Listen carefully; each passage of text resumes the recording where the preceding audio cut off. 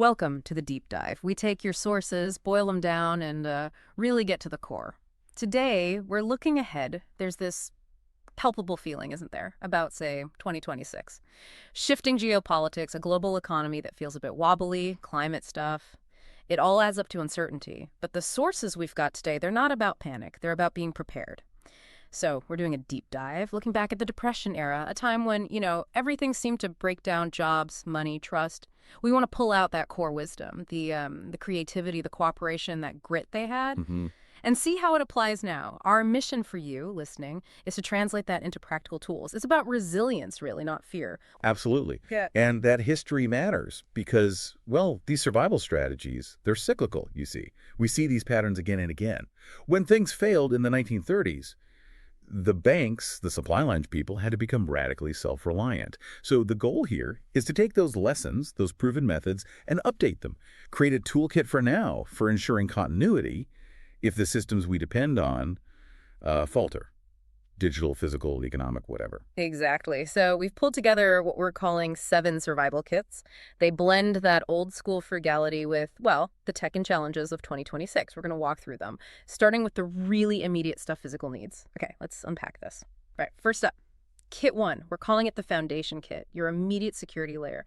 And maybe surprisingly, the sources really hammered home one thing first: not food, but water. It's the absolute essential, isn't it? But the challenge today is quite different from the 1930s. Back then, the worry was mainly biological, bacteria mostly. You could just boil it, right? Pretty much. But today, we're dealing with much sneakier threats. Microplastics, PFAS chemicals, agricultural runoff, things that are way harder to deal with. Invisible threats. So boiling or a simple filter, that's not enough anymore. Not really, no. Not for those persistent chemicals. That's why the source is stress redundancy and better tech. You need the long-term storage barrels, sure. Okay. But the key thing now is a good gravity-fed purifier system. The kind with filters designed specifically for chemicals, heavy metals, that sort of thing. They work without power, handle decent volumes. Right, and portable filters too, for if you're on the move. Exactly. You pair the big system with personal portable filters, that gives you a real safety margin. Okay, so water's handled. What else is in this foundation kit? Food, tools. Right, the basics. Food-wise, the focus is efficiency, nutrient density. Not just empty carbs. Think beans, lentils, whole oats, dehydrated vegetables, canned proteins, real fuel. Makes sense. And tools, you mentioned a multi-tool. Yeah, but the idea of a multi-tool has really evolved. In the Depression, a good knife or hand tool was vital. Today, it's got to do more. Like what?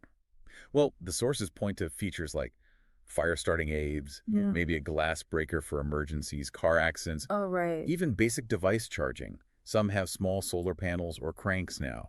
And, depending on your situation, maybe options for self-defense. It's about integrated function for, well, anything. Got it. So that's the immediate buffer. Which leads us nicely into Kit 6, the homegrown kit. This is where that 1930s wisdom really comes into its own. Kit 1 gets you through the initial shock. Kit 6 is about long-term continuity. Depression-era families didn't just hoard cans, they started producing, growing food, managing resources at home. And you said it blends food and fuel or energy. How does that work, especially if you don't have like a massive farm? You prioritize high-yield, low-maintenance crops. Forget fussy stuff. Think root vegetables, carrots, potatoes, they store well. Hardy greens, herbs. Herbs are great, both for cooking and basic medicine. So container gardening, small plots, that kind of thing. Absolutely. It's not a hobby. It becomes essential food security. And crucially, you have to know how to preserve what you grow. Yes.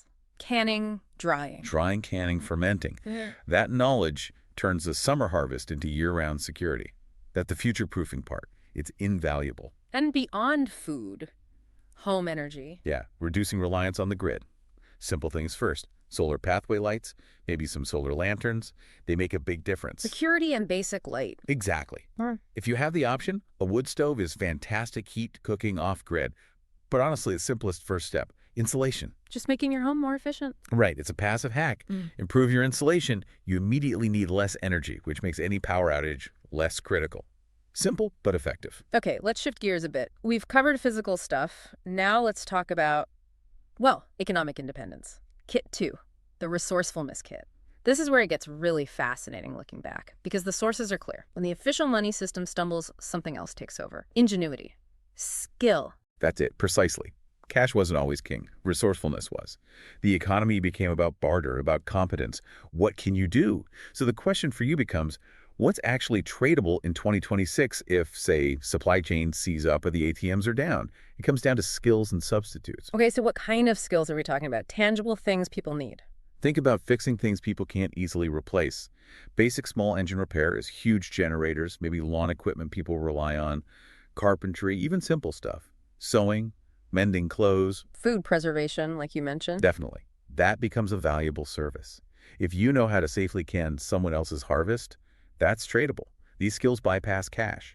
If you can fix a generator when the power's out, Yeah. you have real value. Right. And the sources also mentioned DIY supplies, hygiene, basic medicine. Yes, and don't underestimate that. There was a great little detail in one source Oh, yeah. describing soap as being like gold during tough times. Wow. So Think about it. Basic hygiene is critical for public health. If sanitation slips, disease spreads fast.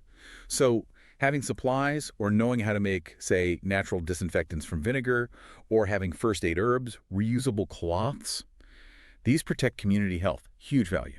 that makes sense. It's not just personal comfort, it's community survival. Exactly. And the last piece here is power. Independent power. Portable solar panels, battery banks you can recharge, hand crank generators. Not just for phones, I guess. No, it's for powering communication gear, basic lighting, maybe small essential tools, Yeah. keeping your skills functional, basically. That idea of independence, it flows right into Kit 5, the financial resilience kit. The 1930s were brutal with bank failures, savings just like gone. Now we have safeguards, FDIC and whatnot, but with global instability, digital threats, are savings truly safe? That's the strategic question, isn't it? How do you protect what you have in a system that's increasingly digital and, let's face it, potentially fragile? The answer the sources point to is diversification, getting out of purely digital reliance. So tangible assets. Exactly. Hard assets. Things with recognized value or immediate use. Physical cash, yes, have some on hand. Precious metals, maybe. Or even useful goods that are always in demand and store well. Things you could barter? Potentially, yes. Digital systems are great, super efficient, until they're not. Power outage, cyber attack, unrest. Who knows? You need a fallback. And the most immediate thing anyone can do here, the sources say, is budget. Sounds basic, but But crucial. Know exactly what your bare bones expenses are. Make that budget now. Frugality isn't about being poor, it's strategic. It builds a buffer. a financial moat. That's a good way to put it. A moat so you can handle lean times without having to panic sell things you really need. Okay, we've got physical supplies, we've got skills, some financial strategy, but the sources, they all agree. You don't survive alone, it's social. Which brings us to Kit 3, the Community and Communication Kit. Looking back at the Depression, your network, your neighbors, that was your real safety net, right? Trading work for food, sharing what little people had. Absolutely. The strength of your community is arguably your greatest asset. But communication in 2026 is tricky if the usual channels go down. Cell towers jammed or down, internet out. Right. How do you coordinate help? How do you know what's happening just down the street? This is where those radios come in. CB, ham. Yes, non-internet dependent radios are vital. CB is good for very local chat. Ham radio, if you get licensed, allows for much longer distance communication, tapping into a network that often stays up when everything else fails. Even simple emergency handsets for family or close neighbors. They're lifelines because they don't need the big infrastructure. Exactly. They enable mutual aid.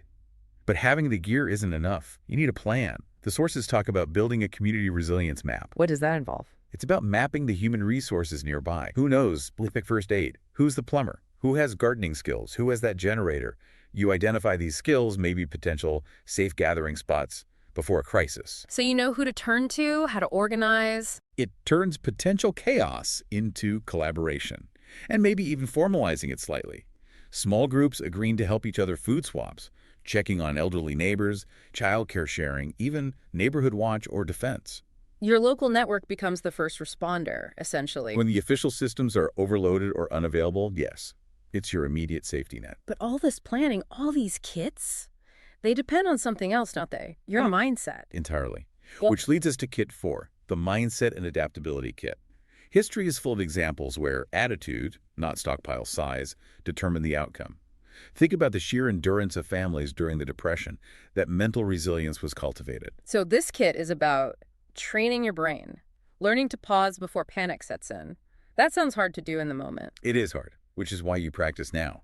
Your brain is your ultimate survival tool.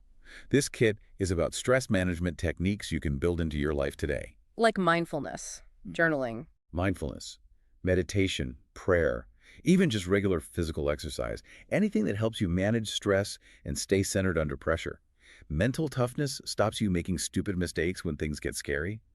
And it's also about knowledge, actively learning practical skills now.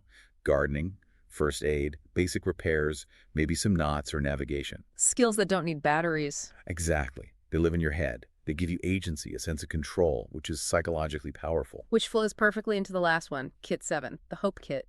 This feels different, less tangible, maybe. Maybe, but absolutely essential. It's the emotional core. Resilience isn't just about gritting your teeth, it's about retaining your humanity, finding moments of joy, even when things are bleak. The sources talked about how, even in the worst of the Depression, people sang together, told stories, played games. Yes, that connection, that shared humanity, is fuel. It keeps you going. The Hope Kit is about consciously including things that sustain your spirit. So like books, games, comfort foods. Books, games, music, photos, maybe special foods, religious items, whatever connects you to meaning, to joy, to other people. Physical preps are useless if your spirit breaks. Emotional resilience is just as vital. So we pull it all together. The core takeaway for you, the listener, is really this. We're not facing something entirely new. History shows we've been through tough times before. Economic crashes, unstable systems, big societal shifts, and we made it through, usually together. These 7 kits, they represent a balanced approach. Physical readiness with a foundation and homegrown kits, economic stability through resourcefulness and financial resilience, and that crucial psychological strength from the community, mindset, and, yes, the Hope Kits. So it's not about just surviving, is it? It's about building the capacity to adapt, maybe even thrive, whatever 2026 throws at us. Less worrying, more building. Build the kits, yeah, but also sharpen those skills. Strengthen your community ties and cultivate that inner resilience. Use that wisdom from the past. Exactly. And maybe one final thought for you to chew on, something to consider. Given how much the Depression era relied on community, on barter, on practical skills, think about all the modern skills we touched on. Small engine repair, advanced food preservation, knowing how to use a ham radio, basic first aid. If things got really tough, a true non-cash economy, which one of those skills do you think would be the most universally valuable, and a tradable asset? Just something to mull over.